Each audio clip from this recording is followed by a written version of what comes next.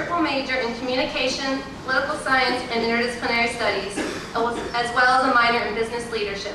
Please help me welcome Graham Curran.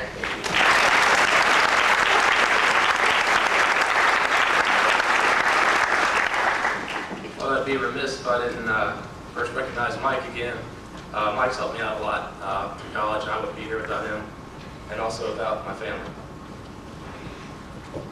Greetings, good friends, distinguished professors, newly indebted parents, and the class of 2004. When I heard that I was supposed to say a few things for our graduating class, my immediate feelings were fear and panic. I actually got through college by making cool designs on the Scantron test sheets, and somehow it all worked out in my full system, so I was really worried. I knew that I didn't have much wisdom to pass on, but then I remembered that here at Virginia Tech I had taken an intro to acting class, so at least I knew I could fake it today. So here it goes. Not having any real advice, I thought I would steal some. Now in college, we don't call it stealing so much as research or quotations, but that's neither here nor there. I thought back to a quote that I once heard, because that's what people do in speeches that don't have anything original to say. On that note, Aristotle once said, "It is unbecoming for young men to utter maxims," which basically means for me to sit up here and sermonize and be self-righteous, and I agree. I mean, I've only been around for 21 years, and a lot of that time was wasted on video games and building forts out of cardboard boxes to keep girls out. But I've come a long way since my days as the weird freshman kid in the dorms who built cardboard box forts.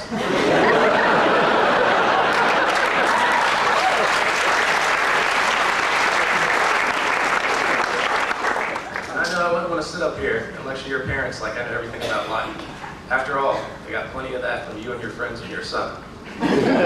But I am honored to speak to you and your parents here today nonetheless, as it was my friends and my fellow students who taught me the most in college. Parents, throughout our classes together, your kids have touched me, and I'm pretty sure that I've touched some of them, so I went to work. First, I asked my grandfather, what was the greatest advice that he ever got? Now, I thought my grandfather could help because he is a hokey engineer from the class of 51 and has built wind tunnels for NASA. He told me that he once asked the same thing of his Boy Scout leader, who said this. He said, "You know, you may think you want to do a lot in life, talk to a bunch of girls, make a bunch of money and whatnot, but you're going to find out more times than not that one of the most satisfying feelings in this world is just taking a good leak."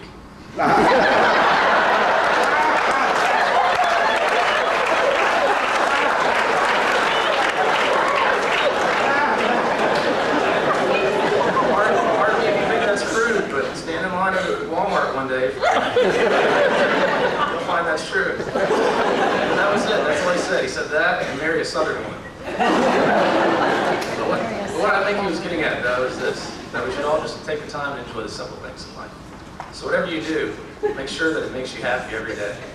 Because you can't treat every situation as a life or death situation, because you're going to die a lot of times that way. Now, one thing that I've always believed, as we were talking about earlier, is that we're defined by the adversity that we face in our lives. I think it's not what you have accomplished, but what you have had to overcome. I feel that I've been very lucky because I know a lot of people who've had to overcome a lot worse things than I have. Still, I've been blindsided by bad luck like anyone else. For example, in the 3rd grade, I was stung by a bee over my right eye. The reaction caused my head to swell to twice its normal size. But being that I wasn't sick, my mother sent me to school anyway. Now this gave my classmates reason to ask, who is the new ugly kid? I assure you it was traumatic. The principal happened to walk into class that day, and upon seeing me said, "Sweet merciful God, stop it. What happened to you?" This was before the whole prayer and school issue, so that was okay. That day, the principal sent me home for being ugly.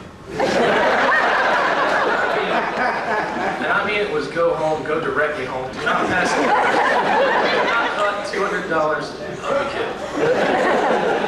Although I would have to learn to cope with the stigma of ugly kid, that event also taught me a lot. I learned in life you're going to have to find your weaknesses, learn to overcome them, and deal with them head on. One of mine happens to be bee stings. Now I know that so many of you are going on to do great things.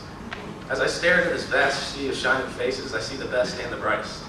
Some of you will be captains of industry and business. Others of you will go on with a career in military, law, or even public service. Still others have chosen the road less traveled, and are preparing for a career as the creepy old guy at the party. Noble endeavors.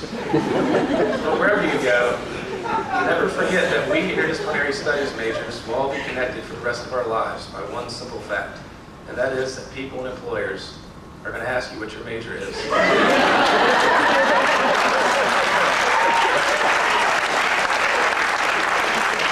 And smile like they understand and go, oh, that's cool. Also, know as you leave this campus or enter society, you're in for a lifetime of people saying, and you went to Virginia Tech. Accidentally give the wrong amount of change to a friend, and you went to Virginia Tech. You're at work and you have to ask Mike how to get the copier to print on both sides, and you went to Virginia Tech. Forget just one time that your underwear goes inside your pants. So as you can imagine, it's not going to be easy out there.